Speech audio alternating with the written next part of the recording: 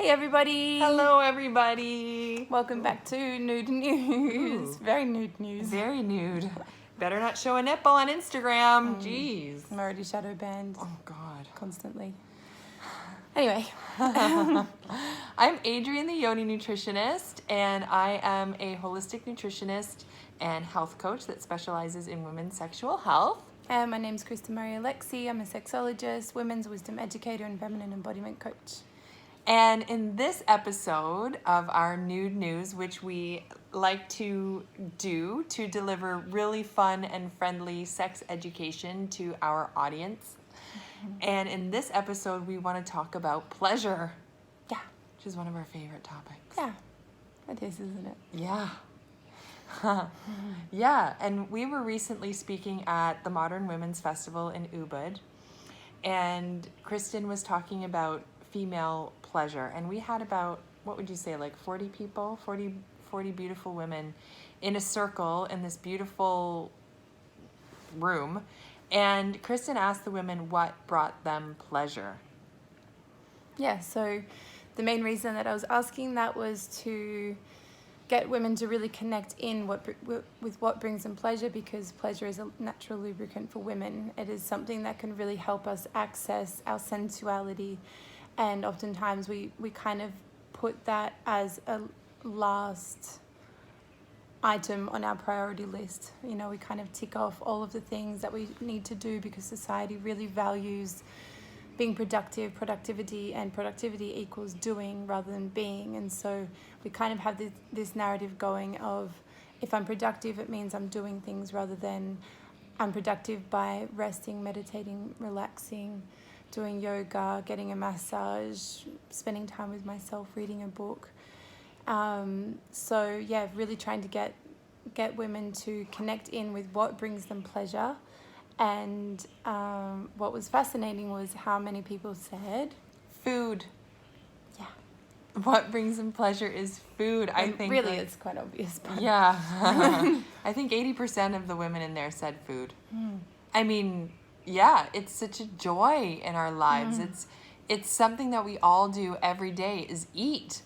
And eating should be a pleasurable experience for most of us. Yeah. But a lot of people struggle with eating. Yeah.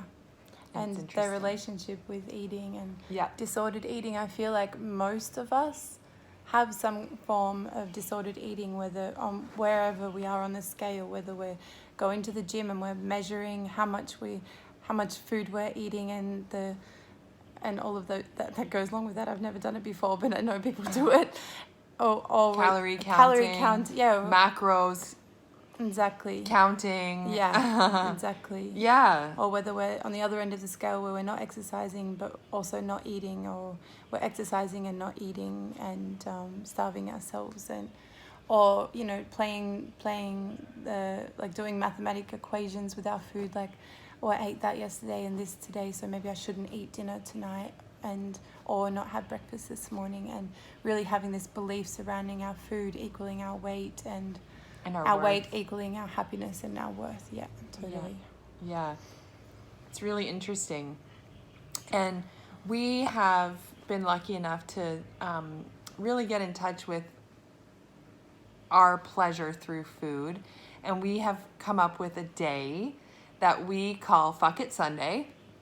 And this is one day of the week where we allow ourselves to enjoy our favorite foods, our favorite pleasures, in moderation. So like, for example, we go to this one cafe that has the best cinnamon buns in the world. Yeah. But we allow ourselves to enjoy it. Yeah. And I feel zero guilt. I feel, without guilt, without shame, without expectations of ourselves, without the negative self-talk.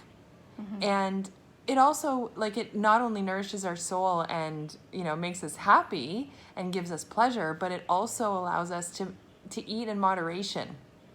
Because when you tend to restrict with your diet and with certain foods, especially the foods that you love, when you go back to eat those foods again, suddenly you can't just eat one chip. You're eating the whole bag of chips in one sitting. And then it's just like swinging from one end of the spectrum to the other.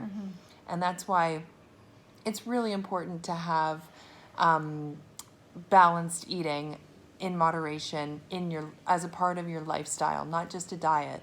Yeah, and to allow yourself to really feel pleasure and excitement about your food. And, you know, it might not be a cinnamon scroll for you. It might be, I call it a cinnamon scroll. I don't know. It might be that you really enjoy extremely healthy, nutritious food, but you're not giving yourself the time and space to make that, or to arrange that, or to make sure that that's happening. And so, or it might be that you enjoy going out for a pizza with your friends and all sharing that with a bottle of wine, or whatever it is that it might be that you enjoy, that you're not allowing to happen, when it's such an easy, accessible thing that we have to do anyway. So we may as well take the time, slow down and enjoy it. If you're, you know, ordering your favorite dish and then scrolling on your phone, how is that going to help you at all with your enjoyment with food? It's going to happen without you even realizing it. So how are you going to access your pleasure and your sensuality if you're doing it mindlessly? And that being said, how is your body supposed to be digesting when it's completely preoccupied with something else? Mm-hmm. And that's the thing also, like, digestion is really, really important to our sensuality. You wouldn't think so, would ya? Mm-hmm. It's all connected. But it is all connected, because what happens is when you're feeling free as a bird, don't you notice how good you feel? Like, what's better than a good number 2 in the morning? Like, I don't know what's better, an orgasm or that. Both would be nice. Yeah. So, like, when you're... See our last video. Yeah. More on that. Anal sex. Yeah, like when your digestion is healthy, when you're feeding yourself good foods, when you're allowing yourself to enjoy these foods without guilt, without, expectation of yourself or shame or whatever. It's just like you allow yourself to vibe higher because you feel better. Mm-hmm. It nourishes your soul. It brings you so much pleasure, and that pleasure is magnetic to other people. And it's not just self-pleasure and masturbation. It's like allowing yourself to enjoy any the things, form of pleasure. Yeah, in your life without feeling guilty, without feeling restricted. We are so conditioned to feel guilt around the things that give us the most pleasure, food and sex.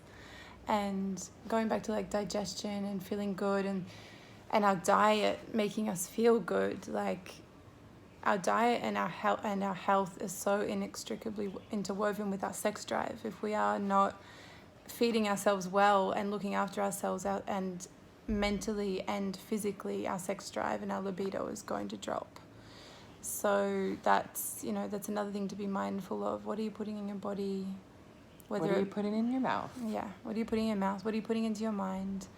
And how is that affecting your sexuality? And where can you substitute stressful or toxic experiences, foods, situations with pleasurable ones? And how can that be the beginning of the opening of your unfolding into sexuality? If you're finding yourself not wanting to have sex as much but wishing that you could, how can you incorporate other forms of pleasure into your life to help you unfold in bed or wherever you want to make love? Yeah. And this is where we can help, because I'm the nutrition specialist. You know a lot about nutrition, but you're also like the sexologist and pleasure specialist. And this is kind of where we complement each other in the work that we do, is to help you understand what works for you and your body, because there's so much information out there. Yeah. It's so overwhelming. It's like, what works for me may not work for you.